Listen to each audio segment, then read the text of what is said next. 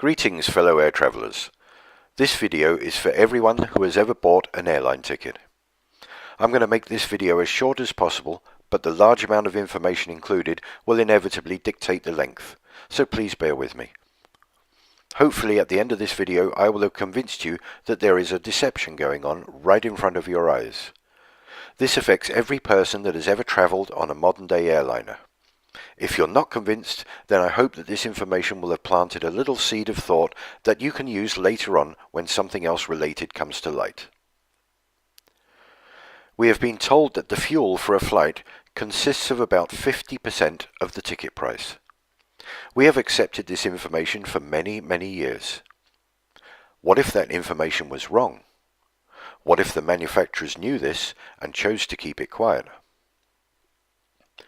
We've all experienced walking up the airplane steps, stopping in the queue and looking around. We look at the wings, we look at the engines, and marvel at the size of these amazingly powerful pieces of modern technology. Sometimes we also see the fuel being pumped into the wings. We think nothing of it. But what happens if we put our common sense hat on and take another look? The Airbus A380 is a truly amazing feat of engineering. In a purely bums-on-seats configuration, this aircraft can take almost 900 passengers. A typical coach takes about 50 passengers, so the A380 can take approximately 18 coachloads of people. That's a lot of people. According to their own specifications, the A380 can take 323,525 litres of jet fuel in the wing tanks. That works out at roughly 260 metric tons, or 130 tons of fuel in each wing. I'll let that sink in for a minute because that is very, very heavy. That is the same as 16 red London double-decker buses on each wing. Or to put it another way, a herd of 22 fully grown elephants on each wing. How does that sound to you? Pretty incredible, right? But you can look this information up in the specifications and check it for yourself. Most of us have seen a plane refueling. They connect one or two hoses underneath the wing, connect that to a pump on board a refueling truck, which then pumps the fuel from underground tanks. This takes about 45 minutes for a full load. We never see the amount being pumped because the tanks are not visible. Let's make them visible and see how that looks. It would take 16 of these 20,000 litre trucks to fill the A380. Where does all this fuel go? In the wings, you say? Okay, let's take a look at the wings, and you tell me where you think it all goes. This is the A380 wing. Pretty huge. Let's put a fuel truck next to it. And another. And another. And another. And 4 more. Just for this wing. Another 8 go into the other wing. Can you see what I'm saying? Now let's take a look at the wings on these aircraft. This is the new Dreamliner taking off in a spectacular fashion. Observe the thickness of the wings. How many fuel trucks would fit in those wings? Okay, let's take a look at the fill rate. To fully fill the A380 takes approximately 45 minutes. To fill an Olympic-sized swimming pool takes about 4 days. I think people are going to be really excited. That is 2.5 million litres of water. The capacity of the A380 is about 8% of the volume. 8% of 96 hours is 7.6 hours. That's a lot longer than 45 minutes. So maybe the filling equipment is much faster for a plane. Let's take a look. This is filling a swimming pool. And this is filling an aircraft.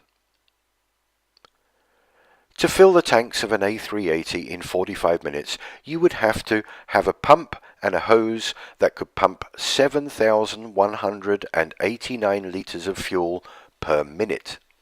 Let's look at something. that pumps at about half that speed. Now the plane, now the fire hose. Don't you think that filling that wing with that sort of pressure would just rip a hole right through the top? It's only made of aluminium. So far, we have no room for all of that fuel, an incredible weight of fuel, and a filling procedure that makes no sense whatsoever. Time to take a look at moving around with large bodies of liquid. The size of a large car's petrol tank is about 70 litres. Don't you sometimes wish that your petrol tank was bigger so you wouldn't have to fill up so often? There are reasons why this is so.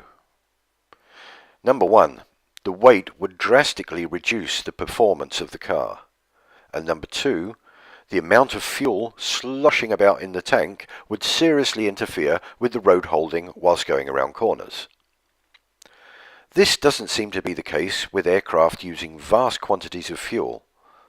Let's take a look at what large bodies of liquid does to road holding. Not a pretty sight. Now let's look at a couple of landings of aircraft and try to imagine hundreds of tons of fuel sloshing about in the wings. I think you might be getting the gist of what I'm trying to say. It is ridiculous to think that these aircraft take off, fly, bank, maneuver and land with large amounts of liquid moving in all directions. The next video clip is from the US Air Force, showing the filling and strapping down of the large bladder tanks used for in-flight refueling of their aircraft.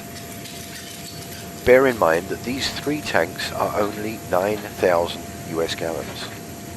This is just under 10% of the fuel needed to fill the A380. Look at the lengths these guys go to and the amount of straps needed to stop this lot sloshing around.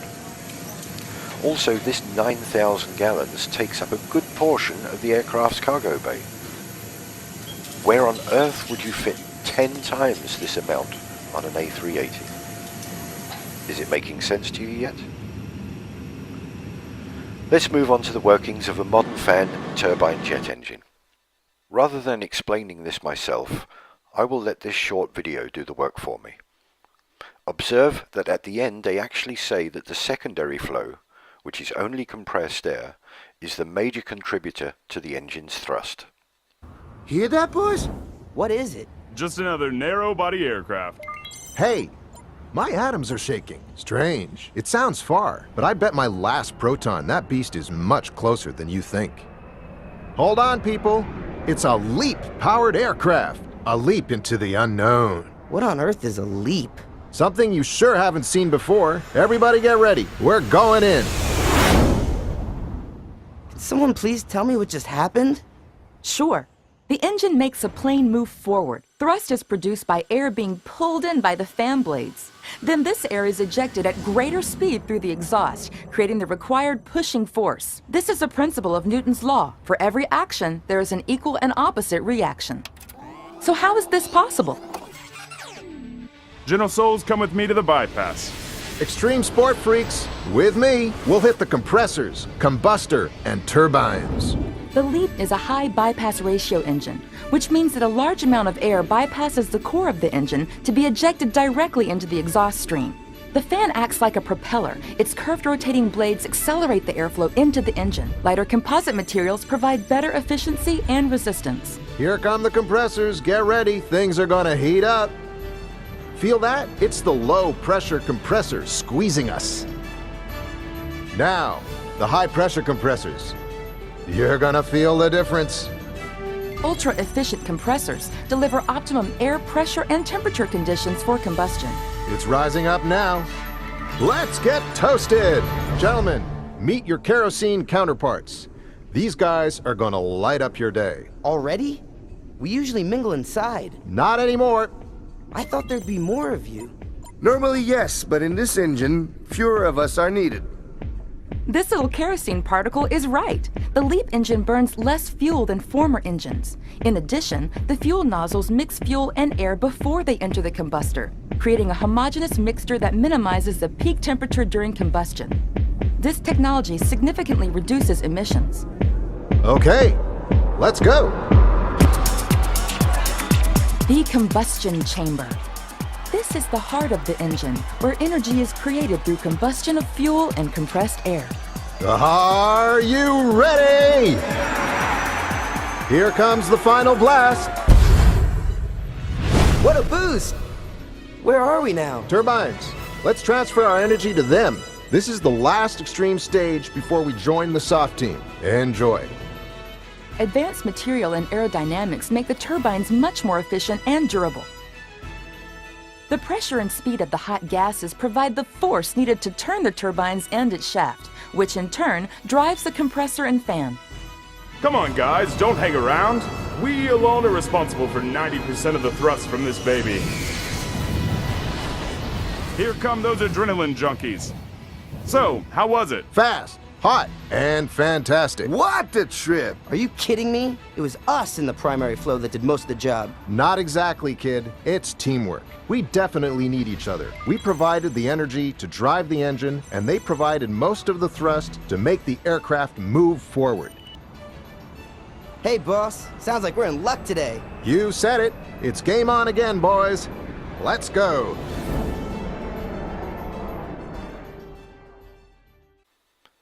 Now let's watch how compressed air, ejected at force into ordinary air reacts. This is an experiment that anyone can do at home. You compress air inside a plastic bottle, pop open the top, and see the result: water vapor. This is what is happening when the jet engines are in cruise mode. They are running purely on compressed air, and the contrails are water vapor being ejected out from the engines. While small amounts of fuel are needed to get the jet engine up to speed, when in cruise mode, the engines use very little to no fuel whatsoever. We are being charged huge amounts for fuel that doesn't exist. It's not needed to fly these amazing machines. All that's needed is the most abundant thing that we've been given: air. I will end this video here with a clip of the A380 at an airshow doing a slow pass. It looks as though it is levitating at one point, but that is the subject of the next video, which involves our little friends, the bumblebees. Very, very slow speed. It's an awesome sight. I don't like the word awesome, but it's true in this case. Look at that. It is almost unbelievable. This, of course, is using the flight safety fly-by-wire programs that the Airbus things have installed. Overall length 73 meters. Wingspan with a max risk assured. Please feel free to pass this video along to whoever you might think would be interested. I'm sure that ordinary airline fare payers will have something to say about the cost of the fuel being the majority of the ticket price. Time to start asking some pertinent questions to people high up in the airline industry. Thank you.